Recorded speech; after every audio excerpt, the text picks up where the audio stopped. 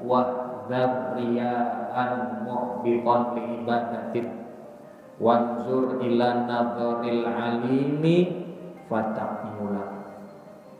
Jauhin riya, hindarin riya, muhbiqan li ibadatin, karena riya itu bisa memberanguskan amal ibadah. Badan dikurung-kurungin, badan dipegeng-pegengin, dilemes-lemesin, biar orang nilai bahwa dia itu ahli puasa.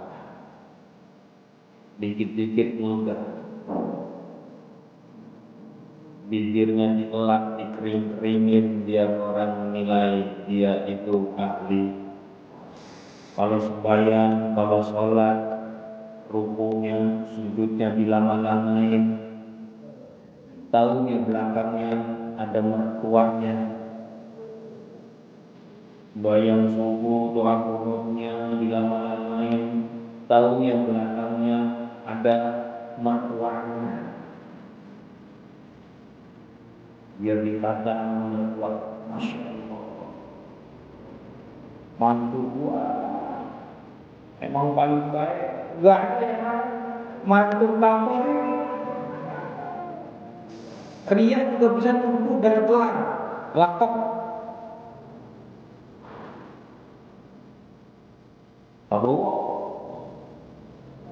Apa? Ada orang manggil gitu, Pak Bowo, diem aja dia, nggak nengok. Pak Haji Bowo, siapa? Langsung nengok. Terus yang manggil saya barusan, lapor kebetulan Amin Haji,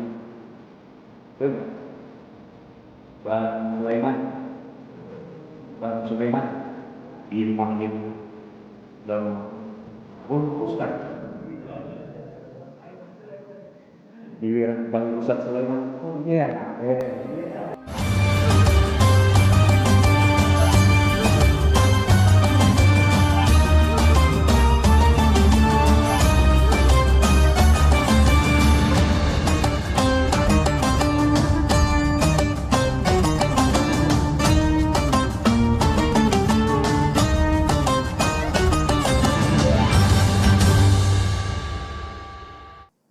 Jamaah muslimin muslimat, wabil khusus segenap pengurus DKM Masjid Jami Al-Ikhlas, yang kita semua berharap di pagi hari yang penuh dengan keberkahan ini, kita semua memohonkan kepada Allah agar Allah Ta'ala ampunkan segala dosa-dosa kita.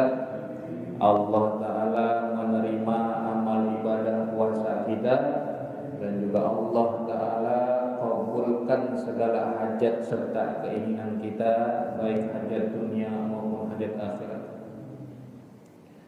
Jamaah ma'asyiral muslimin muslimat rahimahullah, insyaallah pada pagi hari ini kita akan melanjutkan pembahasan terkait kajian kita, yaitu berkenaan dengan penyakit hati, yang mana minggu lalu kita sudah bahas salah satu penyakit hati yang bisa membahayakan, bisa memberanuskan segala amal ibadah kita, yaitu penyakit hasad, dengki, iri hati.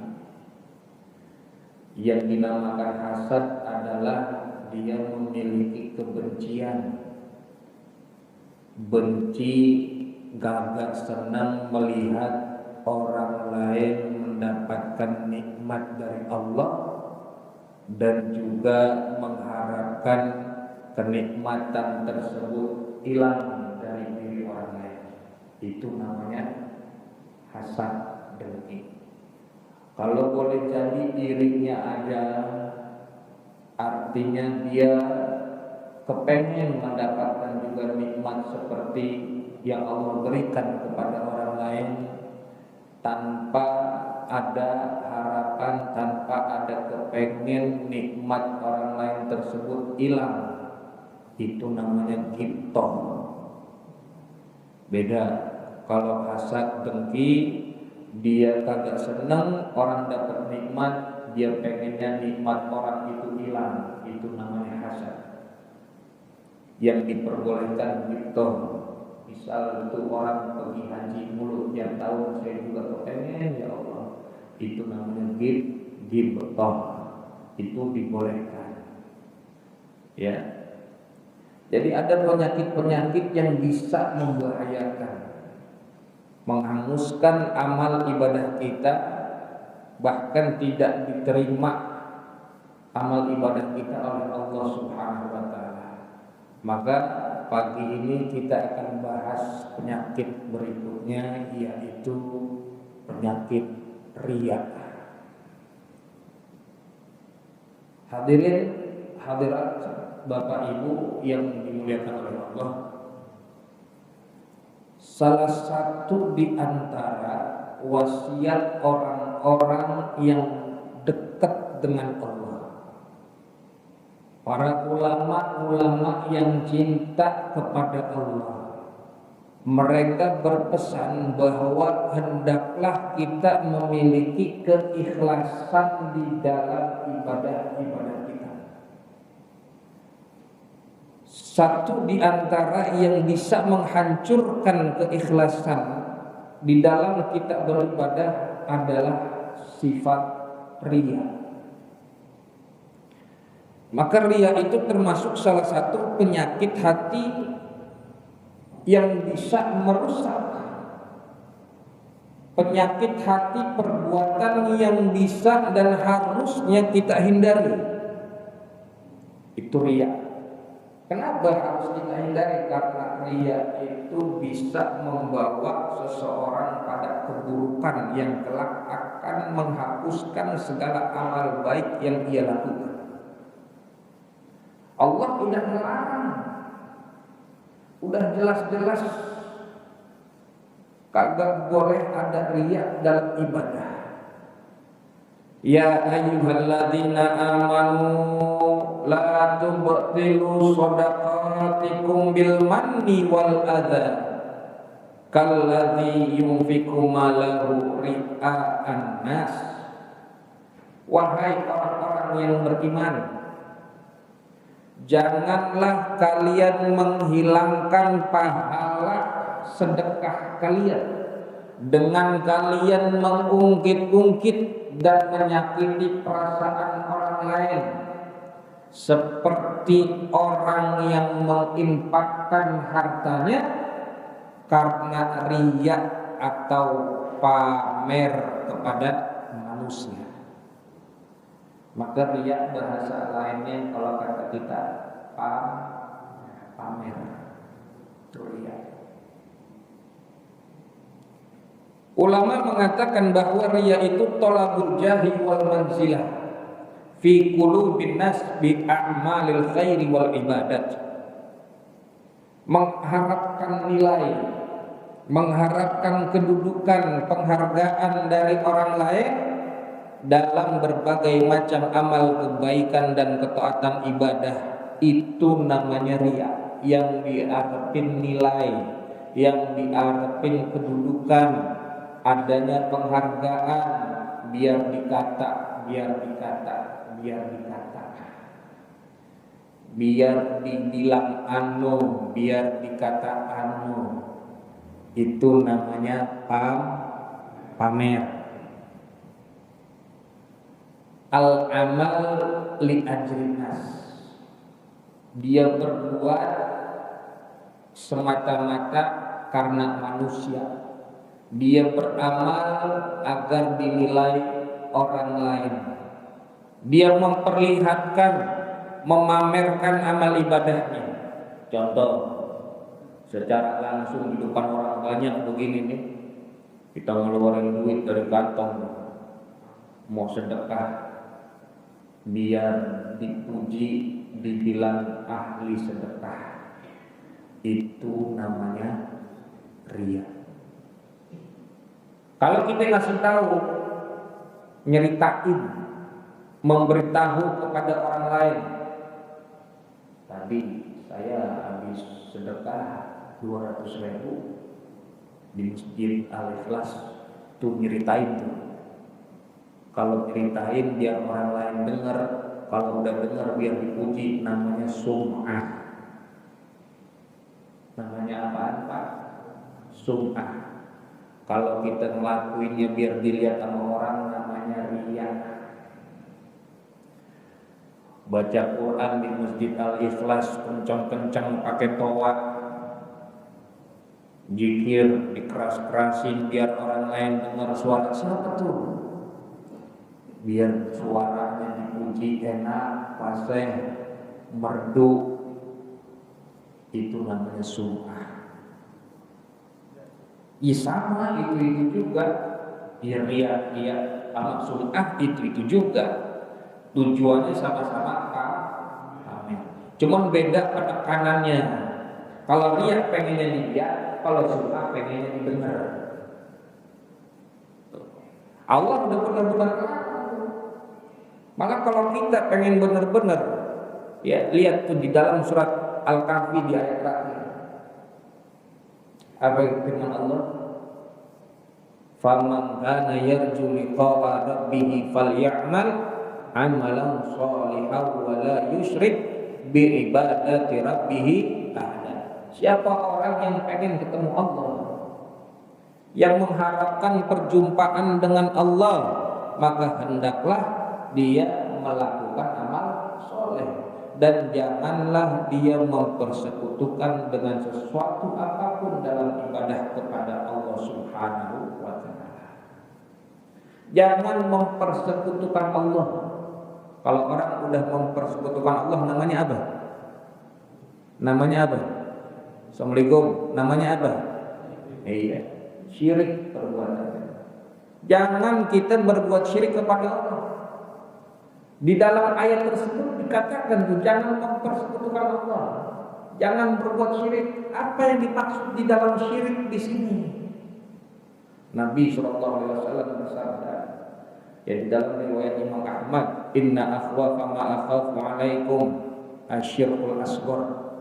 Kata Nabi, sesungguhnya yang aku lebih takutkan, yang aku lebih khawatirkan atas kalian adalah asyirkul asghar, syirik yang kecil. Sahabat nanya, apa itu ya Rasulullah syirik kecil? Apa kata Rasulullah? Ar-riya. Riya, pamer, itu dibilangnya syirik kecil. Mengapa Rasulullah mengatakan demikian? Karena riya itu merupakan penyakit yang kronis yang bisa menimpa hanya kepada orang-orang yang soleh. Hanya orang yang melakukan amal kebaikan, hanya orang yang melakukan ibadah yang bisa terkena penyakit riya. Kalau orang yang demen maksiat, pelaku-pelaku dosa, mah kagak ada penyakit riya. Apa yang mau dia riyain kalau dia lagi mabuk? Apa yang mau dia banggain sama maksiatnya dia?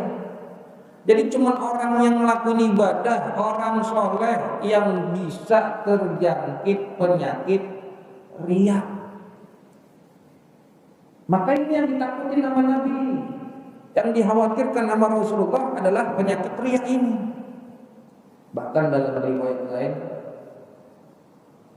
Nabi SAW bersabda, ala ukhbirukum bima huwa akhwafu alaikum indi minal masih dajjal.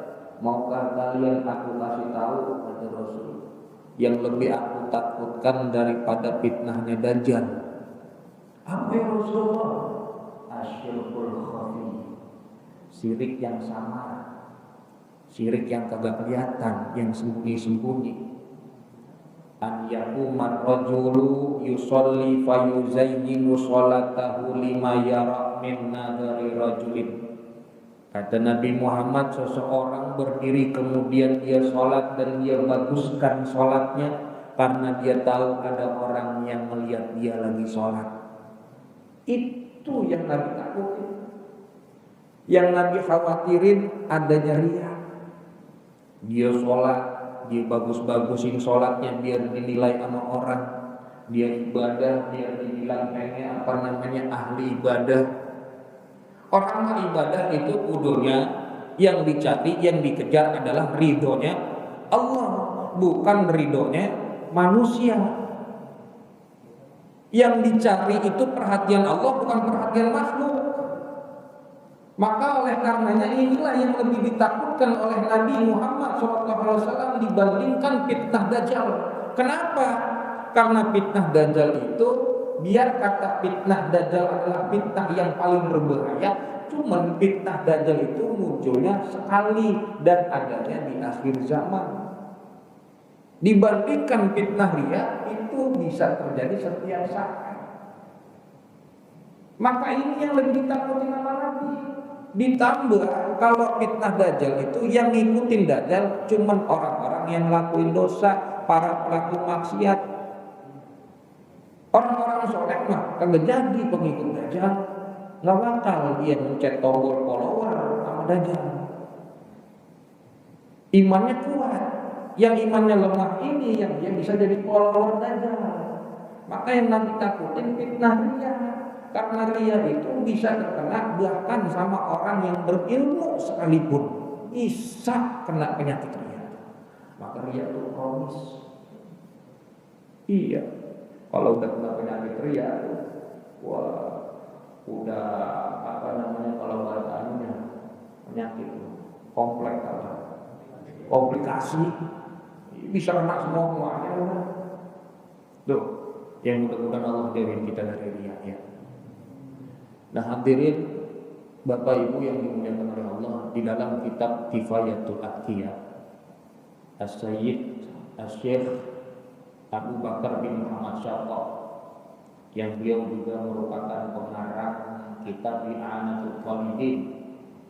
Beliau ini ulama besar, maha gurunya ulama-ulama Indonesia, Syekh Hasyim Asy'ari, Syekh Ahmad Dahlan, Syekh Ahmad Qasim Al-Nabawi, itu murid-murid beliau. Kata Sayyidi Syekh Abu Bakar bin Muhammad Syaqq di dalam kitab Kifayatul Atqiyah, wa dzarriya'an muhbiqan li ibadatin wanzur ila nadharil alimi fatakmula. Jauhin riya, hindarin riya, muhbiqan li ibadatin, karena riya itu bisa memberanguskan amal ibadah. Wanzur ila nadharil alimi fatakmula. Pandanglah pandangan Allah yang maha mengetahui, fatakmula, maka akan sempurna keikhlasan kita. Jadi yang dikejar pandangan Allah, perhatian Allah, ridhonya Allah. Jauhin riya, karena riya bisa menghanguskan amal ibadah. Kata Nabi sallallahu alaihi wasallam, la yaqbalullah azza wa jalla amalan fihi mithqalu dzarratin min riya. Allah kagak bakal menerima amalan. Allah kagak bakal menerima amal ibadah yang di dalamnya ada secuil penyakit riya. Tuh Pak, Bu, secuil penyakit riya. Secuil aja ada riya, ibadah kita kagak diterima, apalagi setruk. Setruk berat enggak? Berat, seember aja berat, setruk.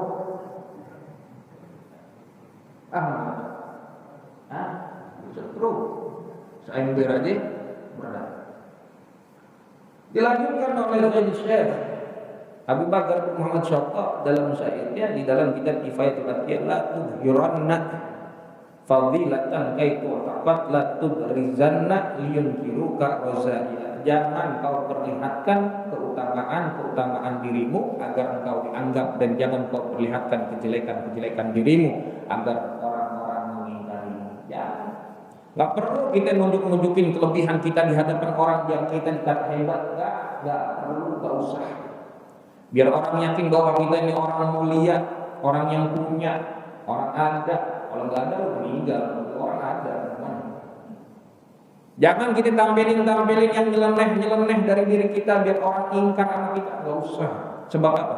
Imanu mar'in la yakunu takamala hatta yara nasan bi ibilin musila. iman seseorang itu kagak bakalan dibilang sempurna sehingga manusia dan onta kelihatan sama. Iman tuh Pak, yang namanya iman itu kayak sinyal, kadang kuat kadang lemah. Itu iman. Iman kagak bakalan meningkat, kagak bakal nyampe ke titik kesempurnaan sebelum dia meyakini bahwa manusia sama otak sama aja, atau manusia sama kambing sama aja. Sebelum kita mandang orang sama kambing sama gitu, maka kita punya iman kagak bisa sampai kepada kesempurnaan sebelum kita bisa menyamakan antara orang sama kambing. Apa maksudnya? Seumpama begini, kita nih pengembala kambing, tukang angon, kita angon kambing kita, di sela-sela kita lagi ngangon sambil ngisi waktu, dah setengah 9 saya sembahyang duha, sholat duha 12 rakaat. Kira-kira selesai kita sholat duha 12 rakaat, terbesit kagak di pikiran kita pengen dipuji sama kambing? Ada nggak di dalam hati kita tuh pengen disanjung sama kambing-kambing yang ada tuh? Setelah kita sholat 12 rakaat sholat duha, ada apa enggak Pak? Hah? Kenapa enggak ada? Hah? Sama kambing. Ya begitu Pak. Kenapa kita enggak pengen dipuji sama kambing? Kenapa kita enggak pengen disanjung sama kambing? Sebab kita yakin, kita tahu bahwa kambing itu kagak bisa memberi manfaat daripada penilaiannya. Kambing kagak punya surga, kambing kagak punya neraka, sama kayak kita. Maka kata Nabi, yakmulu imanul mar'i hatta yara nasa kal kabair. Gak bakal sempurna keimanan seseorang sehingga ia melihat manusia sama otak sama. Kalau kita bisa menilai, bisa menyamakan antara orang sama kambing itu sama, maka kita bakal sempurna keimanan kita, kita jauh daripada riya, kita bisa ikhlas dalam beribadah kepada Allah Subhanahu wa taala. Nah, Imam Al-Ghazali menjelaskan bahwa ada 6 tempat yang memiliki potensi bisa tumbuhnya riya. Ada berapa Pak? Ada 6 tempat. Yang pertama min jihatil badan, dari segi badan. Apa contohnya? Riya bisa tumbuh dari segi badan. Riya bisa tumbuh dari badan kita. Contohnya, badan dikuru-kuruin, badan dibegeng-begengin, dilemes-lemesin biar orang nilai bahwa dia itu ahli puasa. Dikit-dikit ngeludah, bibirnya dielap, dikering-keringin biar orang nilai dia itu ahli puasa. Itu orang badannya kurus banget ya. Dia ahli puasa. Ada nggak yang begitu? Hah? Itu yang pertama Pak. Riya bisa tumbuh dari badan kita. Yang kedua, min jihatil hay'ah, dari segi penampilan. Apa contohnya dari segi penampilan? Jidatnya dihitem-hitemin biar dibilang ahli sujud. Kalau lagi sholat sembahyang pas sujud, palanya diusap-usap ke sejadah biar hitam, biar dibilang ahli ibadah, tukang sujud, tahajudnya 1000 rakaat. Itu dia. Ya Allah, ya kalau emang udah hitam aja. Dia mah bukan jidatnya doang yang hitam, semuanya hitam katanya. Bisa juga dari segi penampilan, rambutnya diwarnain yang tadinya putih jadi hitam biar dibilang muda. Boleh nggak begitu? Di rambutnya diwarnain yang tadinya putih jadi hitam biar dikata muda, biar dikata muda. Padahal kulitnya nggak bisa bohong. Iya, ribut. Kalau lagi perang, jihad, kagak apa-apa, biar bikin jiper lawan. Coba kalau lawan kita rambutnya putih semua, ada kita, ya gak usah pakai senjata, ini mah tiup aja gak roboh. Jadi kan udah pada loyok, udah pada perang gitu. Makanya kalau perang kagak apa-apa. Cuman kalau kita sekarang pakai udah putih mah putih aja. Bersyukur berarti Bapak udah termasuk golongan hijrah dari dunia hitam. Iya, pada putih. Yang ketiga, min jihatil malabis, dari segi pakaian. Min jihati siap nih pakaian. Mana-mana bawa sorban, pakai pici, pakai songkok, biar dibilang ustaz, biar dikata haji. Ya, ada nggak begitu? Banyak ada. Pakai bajunya compang-camping, banyak banget tambelannya.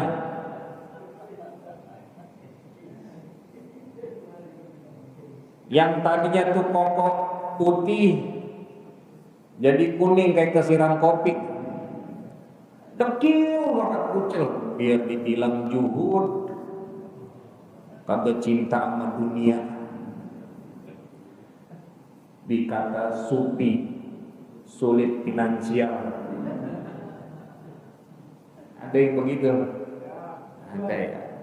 Orang apa biasa aja, dan jalan mah kita mantesin, waktunya pakai jas, waktunya pakai batik, waktunya pakai sendal, pakai sepatu, normal aja, menyesuaikan pakaian kita ya Bu ya.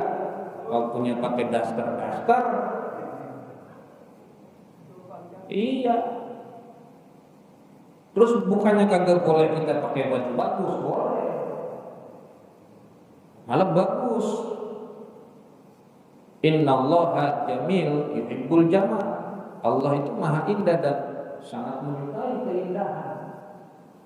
Mantesin aja, niatin kalau pakai baju lillahi ta'ala, nutup aurat. Kan Islam juga ngajarin kita tentang kebersihan, kerapihan. Mau bajunya atuh aja, kalau sholat yang ini aja, biar ini jadi baju satu-satunya jadi saksi di hadapan Allah. Kalau pernah dicuci Pak, di daki nih kelihatan banget di sini. Mau kena juga itu aja. Bu, Ibu kalau mau kondangan, Bapak kalau mau kondangan, baju milih dulu apa enggak? Kan banyak tuh di gantungan, yang ini apa yang ini ya, yang ini. Mama pakai yang mana? Yaudah ayah yang ini. Kan gitu, milih. Giliran mau ibadah pakai baju seadanya. Giliran mau sholat ke masjid, yang ada aja dipakai. Terbalik apa enggak? Iya. Nih Pak, dia bisa nimbul, bisa muncul dari segi pakaian. Kita niatin kalau kita mau pakai baju itu lillahi ta'ala, ikutin ajaran agama Islam dengan cara kita berpakaian, kita nutup aurat. Jangan biar dinilai orang lain, jangan biar orang lain tuh pada terpesona sama penampilan kita. Enggak usah, itu mah belakangan. Kalau yang udah ganteng aja ya. Ya saya nggak ngomong jelek. Yang keempat, min jihatil qaul, dari segi ucapan. Itu paling banyak. Di mana? di ustaz, ulama, tokoh masyarakat. Lalu kemana-mana, Assalamualaikum warahmatullahi wabarakatuh. Alhamdulillah, alhamdulillahi rabbil alamin, shadaqallahul azim. Ngomongnya dipasai-pasaiin biar dibilang Masya Allah. Kalau Ustaz Sulaiman emang udah pasai, mertua enak aja ngomong. Lah kalau kayak kita udah biasa ngomong gini begini aja. Alhamdulillah. Ini sering kali adanya di mana? Ulama, ustaz, tokoh masyarakat. Kalau lagi ngomong pengen dengerin, giliran orang lain ngomong dia nggak mau dengar. Ada nggak yang begitu? Banyak aja udah dari tadi. Pokoknya kalau namanya ngaji Pak, kalau duduk ngaji hatinya belum kesibuk, belum kena ngajinya. Karena namanya ngaji itu bukan cuma masuk kemari, nih kemari. Kalau lagi duduk ngaji, gue lagi ngomong gitu. Nah itu namanya udah kena ngajinya tuh. Kenapa bisa sakit? Karena ada penyakit tuh. Namanya obat kalau kita minum kan pahit tuh, betul nggak? Madu aja yang tadinya manis, tapi kalau kata orang sakit, madu rasanya pahit tuh, itu Pak. Jadi kalau sekarang nih pagi ini kayak gua aja dah, kalau manisnya gua kesinggung, mulai tadi nih. Itu penyakit hati Pak. Ada di dalam di sini, kudu dibersihin, ya, kudu dibersihin. Jadi kalau kita namanya ria itu bisa timbul dari segi ucapan, maka kita hati-hati kan. Mau orang berilmu atau nggak berilmu, apalagi kita lagi berbicara depan orang banyak, ya nih kalau kita ucapan kita semuanya kembaliin ke Allah. Kita bisa ngomong ini karena siapa? Karena Allah. Ini sekarang aja nih kita bisa ngomong ini, emang Allah yang ngegerakkan kita punya lisan gitu. Jadi hati-hati. Yang kelima, ria itu bisa timbul min jihatil amal. Nah ini lebih banyak lagi dari segi perbuatan.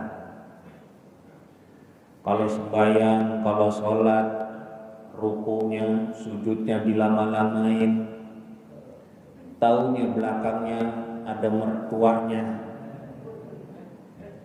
Sembahyang subuh, doa kunutnya dilama-lamain, taunya belakangnya ada mertuanya. Biar dikata sama mertua, Masya Allah,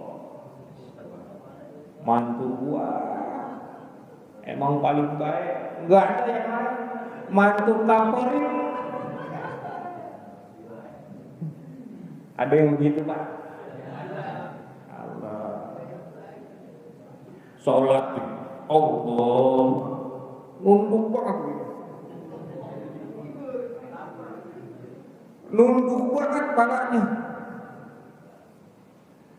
Seorang tabi'in itu ada yang pernah ditegur, lagi sholat palanya nunduk banget, ditegur sama Amirul Mukminin Sayyidina Umar bin Khattab radhiyallahu anhu.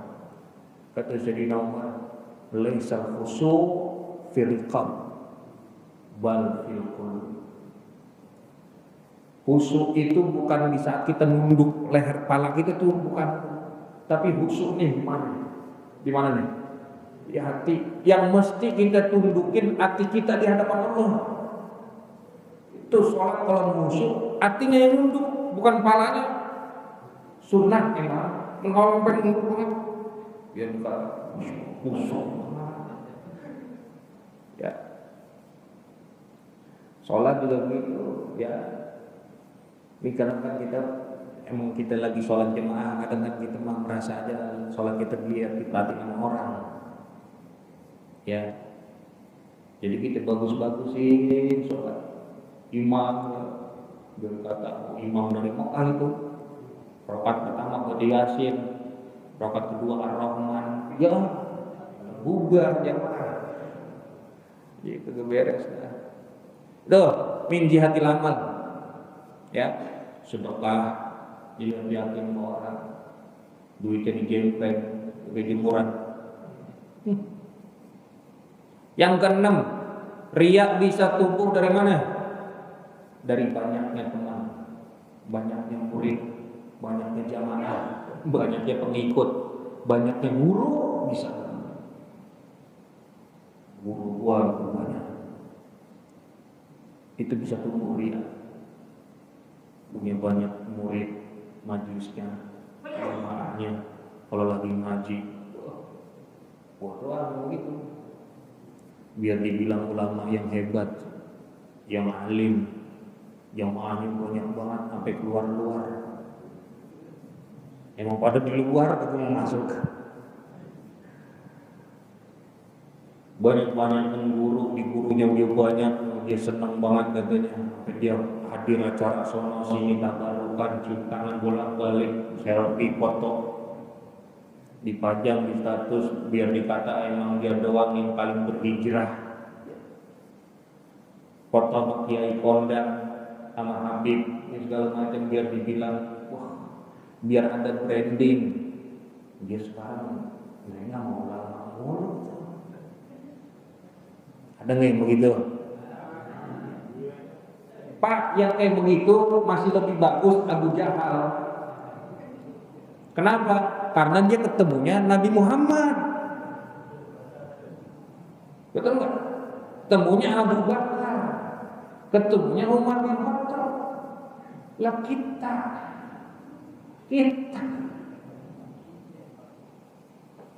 biar dibilang, ini temen Ustaz mulu sekarang itu, Yai mulu, Habib mulu, rumahnya wah. Jangan Pak, itu bisa muncul dia dari situ. Ya, bisa muncul dia dari banyaknya guru. Bukannya nggak boleh, guru banyak-banyak boleh. Ini kembali lagi kemana? Banyak teman, banyak komunitas motor, mobil, dia pakai dia ikut komunitas itu. Ya, ada nggak begitu? Biar dibilang, wah dia orangnya gampang bergaul dia, supel, itu bisa lihat di situ, ya itu. Nah, apalagi riya juga bisa tumbuh dari gelar, lakop. Pak Bowo, ada orang manggil gitu, Pak Bowo, diem aja dia, nggak mau nengok. Pak Haji Bowo, siapa tuh? Langsung nengok, siapa tuh yang manggil saya tadi barusan? Lakop tuh, gelar panggil Haji, tuh nggak? Bang Sulaiman, diem aja dia, dalam hati. Tahu Pak Ustaz. Giliran panggil Ustaz Sulaiman, oh iya manis banget. Ada nggak yang begitu? Nggak tahu, wah Haji, gua 2 kali gua Haji, main panggil nama gua aja. Pak, orang biasa aja dah ya. Apa gelar juga melakop biasa aja. Nggak dipanggil Ustaz dia marah-marah. Mas loh. Ada tuh Pak yang begitu Pak. Saya pernah melihat orangnya saya. Ya Allah. Orang manggil kita haji, alhamdulillah. Kita doa ya Allah, mudah-mudahan haji saya diterima. Kalau memang belum pergi haji, ya Allah, mudah-mudahan cepat dikabul saya berangkat haji. Biar kata udah haji, orang manggil nama kita doang, Bowo, gitu. Nggak ada hajinya. Jadi mau dipanggil Bowo, Pak Haji Bowo, ya, orang nggak pakai hajinya, emang dari lahir namanya Bowo, nggak ada hajinya. Betul Pak Bowo ya? Doain Pak Bowo panjang umur, amin. Jadi ini riya nih, Amer, yang sangat dikhawatirkan oleh Rasulullah SAW lebih daripada fitnahnya dan Dajjal. Kita jangan ngeremehin dah, jangan anggap enteng masalah riya ini. Sebab apa tadi? Riya bisa menghancurkan ibadah kita. Riya bisa menghanguskan ganjaran amalan kita, nggak ada nilainya ibadah kita di sisi Allah Subhanahu wa taala. Terus bagaimana kita biar terhindar daripada penyakit riya nih? Ketika kita beribadah, melakukan amal kebaikan, tanamkan dalam hati kita adanya keyakinan bahwa ibadah yang kita lakukan, amal perbuatan yang kita kerjakan itu pasti akan dicatat oleh Allah dan dapat ganjaran yang pahalanya bakal balik kepada kita. Jadi kalau kita udah yakin begitu, kita kan kepengen dinilai sama orang, nggak pengen dinilai sama makhluk. Apa nggak cukup kita dinilai sama Allah? Apa nggak cukup kita mendapatkan penilaian dari Allah Subhanahu wa taala? Allah yang punya surga, Allah yang punya neraka. Orang makhluk kagak bisa ngasih surga, nggak bisa nentuin kita masuk neraka. Allah yang nentuin, Allah yang punya. Jadi penilaian Allah lebih penting daripada penilaian makhluk. Kembali lagi tuh kepada perihal tauhid kita, maqamul ihsan. Anta'budallaha ka'annaka tarahu fa in lam tarahu fa in lam takun tarahu fa innahu yaraka. Kita beribadah pada Allah seakan-akan kita lihat Allah. Kalau kita nggak lihat Allah, kita tahu Allah bakal lihat kita. Udah dengan demikian kita punya hati bakal terdidik tuh. Riya kagak ada di dalam ibadah kita. Amin.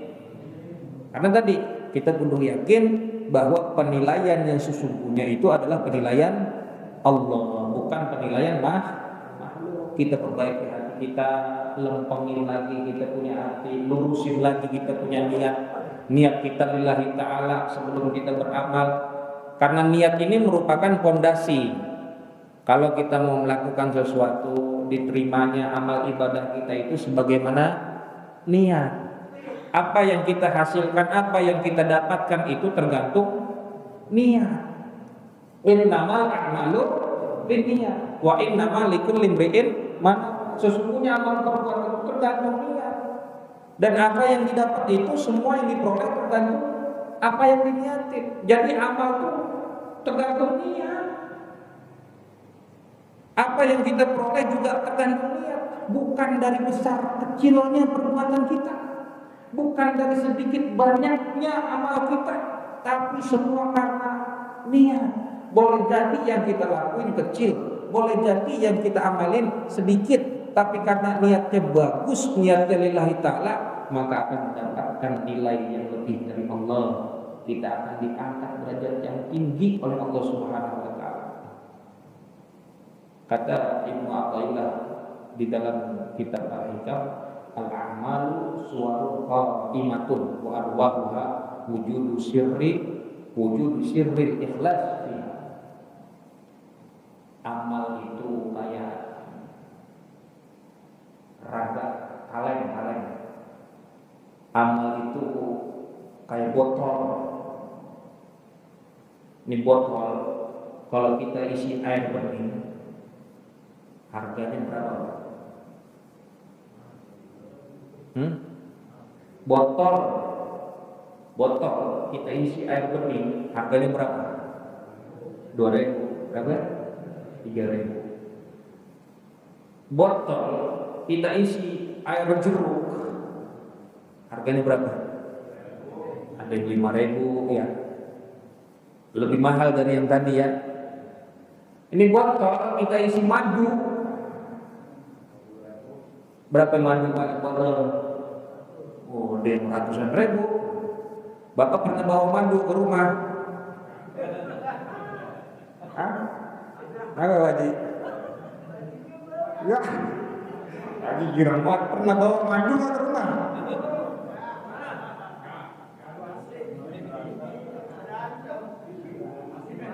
Ya Allah. Amal tuh kayak botol. Kita isi air, harganya nggak seberapa. Kita isi madu, harganya lebih mahal. Jadi yang bikin mahal itu botolnya apa isinya? Isinya. Jadi yang bikin mahal itu adalah isinya. Itu inti tuh, keikhlasan itu adalah inti dari suatu ibadah. Setan nggak ada bisa godain kita. Setan nggak ada berhenti. Dari mulai kita mau berangkat ngaji, kata setan, udah nggak usah ngaji, tidur aja mendingan habis subuh di rumah. Udah datang ngaji, apa kata setan? Duduknya paling depan. biar ente dibilang paling doyan sama pengajian. Duduknya paling depan kata setan. Biar ente dinilai yang paling istiqomah datang pengajian. Setan gak berhenti. Udah pulang juga jalan tegang. Sorban ini pulang dari masjid. Setan begitu. Ya, jadi kita beramal mudah-mudahan Allah jaga kita semuanya. Karena yang namanya riya adanya di hati, bukan di mulut, bukan di tangan, bukan. Riya adanya di sini. Malaikat raqib, malaikat atid itu tugasnya apa? Mencatat amal. Mencatat amal malaikat raqib sama atid. Malaikat raqib sama atid aja nggak bisa nuduh orang riya, nggak bisa. Dia bertugasnya nyata, udah catat aja. Yang tahu riya atau ikhlasnya itu cuma Allah. Malaikat raqib atid nggak tahu. Maka kita jadi manusia jangan ngelebihin malaikat raqib dan malaikat atid. Ada orang sedekah, ada orang donasi, ada orang bikin santunan yatim piatu. Riya tuh orang tuh. Atau kita gitu. Amer aja lu punya harta. Gak boleh kita nuduh orang itu riya. Malaikat aja kagak bisa. Betul kata? Lah ini ada manusia sok-sokan nilai orang riya. Namanya ngelebihin malaikat. Ini kan kita ngaji ngoreksi diri kita, bukan ngoreksi orang lain. Ngoreksi hati kita, bukan orang lain. Ngaji kita ngelempengin apa yang ada di dalam diri kita. Hati kita rapihin, kita bersihin. Jadi kita nggak bisa nuduh orang pamer, nuduh orang riya, nggak bisa. Justru kita nih yang nuduh orang itu riya, kita yang riya, kita yang dosa. Yang dosanya itu kalau ditumpuk di bumi kagak muat. Saking gede dosanya. Malaikat aja kagak tahu, yang tahu cuman Allah. Sampai misalkan ada orang umroh, ada orang mau pergi haji, dia bikin walimatus safar. Terus kata kita gini, gue juga berangkat, gue bikin gitu-gituan, ngapain, pamer aja. Umroh bikin gitu-gituan. Itu namanya tasakur, selamatan. Dia ngundang orang banyak. Kan namanya umroh, namanya haji itu panggilan Allah. Perjalanannya juga jauh, luar biasa. Dia minta doain sama orang banyak biar dia selamat. Kan bagus begitu ya. Lah bukan pamer dia niatnya, minta doain ya, diundang semuanya. Nah kalau kita umroh pengen ngumpet-ngumpet, nggak mau bikin walimatus safar, emang kita naik pesawatnya sendirian, nggak ada yang lihat sampai sono, kan rame orang. Kalau emang udah dasarnya pelit, mah pelit aja, nggak usah nuduh orang riya. Kalau emang nggak mau takut dimintain oleh-oleh dari Mekah, diem aja. Betul ya Pak Bawa. Ada lagi orang ibadah di depan Ka'bah divideoin, dipoto, ada kita dipasang status, riya, pamer, di-share ke media sosial. Emang gue yang mana? Orang dulu gimana orang dulu pulang pergi haji? Dicetak fotonya sampai segede pintu rumah. Ya kan? Belum ada HP tuh. Pakai tustel, dijepret, dicetak sampai rumah, digedein, dibingkai. Saya pernah lihat tukang bakso mana begitu tuh. Di anunya, di warung baksonya ada. Betul nggak? Ya terserah dia mau pajang di mana. Itu sebagai wujud kegembiraan. Dia bersyukur selama ini dia sholat cuma ngadep tembok rumahnya, Betul nggak? Iya, di dokumentasi sama dia buat kenang-kenangan. Kita nggak usah repot. Makin susah hidup kita kalau ngurusin orang. Biarin dia yang begitu mah. Emang dia kalau emang niat dia bagus, motivasi buat syiar, silakan. Amal ditulis-tulis, nama bulan, ditulis, buat dong. Tulisnya hamba Allah. Lu yang riak. Hah? Pakai ditulis Haji Anu, buat tulisnya hamba Allah. Emang ketahuan lu ngasihnya dikit. Mbak Allah, giran banyak lu pengennya ditulis nama lu.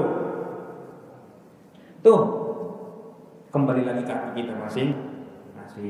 Jadi nggak usah repot. Iya, kita nggak usah nuduh-nuduh orang ria. Ya, kalau kita ibadah amal kemudian ada ria, selesai udah beres, ibadah kita kagak diterima. Nggak usah dah kita kepengen dinilai sama orang. Ibadah mah diem aja gitu ya, pengen dilihat sama orang lain nggak usah. Inna fadla amali sir ala amali dahri bisab'ina dhifa. Sesungguhnya amal yang sembunyi-sembunyi itu lebih utama 70 kali lipat daripada amal yang terang-terangan. Nah, sebagai penutup, bagaimana nih? Misalkan Bapak sekarang udah tahu nih penyakit riya begini, kemudian kita beribadah, kita melakukan amal perbuatan udah benar-benar ikhlas lillahi ta'ala, di hati kita udah bersih nggak ada riya. Tiba-tiba bisa ngelakuin ada orang datang memuji kita. Wah, kita habis bikin santunan, habis bikin acara. Oh, Haji baik banget ya, Haji biar sehat. Ada orang memuji kita begitu, ada orang yang memuji kita. Tadi kita udah bersih tuh, udah ikhlas lillahi ta'ala, atau ada yang memuji kita. Bagaimana tuh? Ketahuilah Pak, ketika ada orang memuji diri kita, ketika ada orang nyanjung kita, tauin bahwa mereka sedang memuji apa yang Allah ciptakan pada diri kita. Kita bukan orang baik, hanya saja Allah yang maha baik menutupi segala aib dan kekurangan yang ada pada diri kita. Beres. Jadi semua kembalinya kepada Allah, ujian kepada Allah. Jadi kita ada orang, ya Allah Ustaz ganteng banget ya, alhamdulillah. Ya Allah Ustaz baik banget ya, alhamdulillah. Ya Allah Ustaz suaranya enak banget ya, alhamdulillah. Ya Allah Ustaz bininya banyak banget ya. Pak Haji baik banget ya Allah, tiap pagi ngasih saya duit. Loh, wah, jangan tuh begitu tuh. Menggua di kampung ini nggak ada lagi, jangan ya, buang jauh-jauh. Semua kembali pujian kepada Allah. Nah, ada satu doa yang ketika kita dipuji oleh orang lain, ini boleh dibaca. Allahumma la tu'akhidni bima yaqulun waghfirli ma la ya'lamun waj'alni khairan mimma yadhunnun. Ya Allah, jangan kau hukum aku karena pujian yang mereka ucapkan, dan ampunilah segala kekuranganku apa yang mereka tidak ketahui, dan jadikan aku lebih baik daripada apa yang mereka sangkakan. Baca bareng-bareng. Bismillahirrahmanirrahim. Allahumma la tu'akhidni bima yaqulun waghfirli ma la ya'lamun waj'alni khairan mimma yadhunnun. Apa Pak? Dan minta mau sesuatu ya. Allahumma la tu'akhirni bima yaqulun waghfirli ma la ya'lamun waj'alni khairan mimma yadhunnun. Kalau ada kita lagi lewat, dia tuh orang kaya tuh di kampung ini, dia duitnya nggak habis-habis, dan Allahumma la tu'akhirni bima yaqulun waghfirli ma la ya'lamun waj'alni khairan mimma yadhunnun. Oh, adem gitu. Ya, dia tuh bolak-balik masjid mulu, dia sembahyang rajin. Ya, mau bolak-balik doang. Dia mondar-mandir lagi nyari mana sendal yang cakapan boleh diambil ya. Udah segitu aja dulu ya. Itu penyakit ria. Mudah-mudahan Allah jauhin kita dari penyakit ria ini. Insya Allah kita akan ketemu lagi. Nanti ada penyakit lagi yang mesti kita benerin. Kayak ada penyakit sombong sama ujub bangga diri, insya Allah. Hadanillahu wa iyyakum ajma'in. Assalamualaikum warahmatullahi wabarakatuh.